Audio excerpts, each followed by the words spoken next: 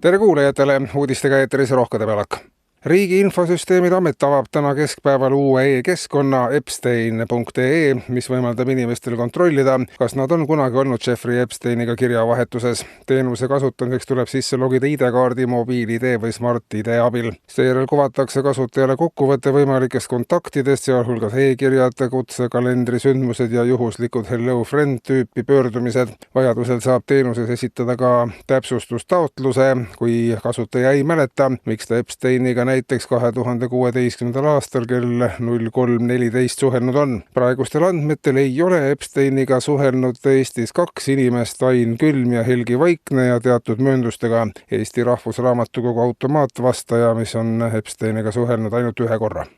Ja majandusuudiseid. Riigiettevõte Omniva teatas täna, et sulgeb lähiajal kõik maal paiknevad postkontorid ja avab Eesti esimese postkontori Kuu peal. Ettevõtte sõnul on tegemist kauaoodatud arendusega, sest Omniva on juba aastaid saatnud inimesi ja kohalikke omavalitsusi Kuu peale ja nüüd luuakse sinna lõpuks ka ametlik teeninduspunkt. Need vähesed, kes on Kuu peale saatmata, saavad ka ilma postiteenusteta läbi. Omniva kinnitas, et teenus on kõigile kättesaadav ning postkontori asukoht on lihtsasti leitav. Omniva teatab veel, et vabandab võimalike ebamugavuste pärast. Ja kultuuriteateid. Helgavere vallamajas kuulutati eile välja aasta maksumaksja ja sel aastal sai tiitli endale Valter Kennel, kes oli läinud aasta jooksul kasvatanud oma maksukulusid 47% võrra. Valteri riigieelarvesse tasutud alkoholiaktsiis tõusis aastaga 27%, tubakaaktsiis 20%. Tõus tuli mitmetest innovaatilistest lahendustest, mis võimaldasid Valteril tarvitada alkoholi ja suitsetada ja samal ajal ka tööd teha. Samuti andis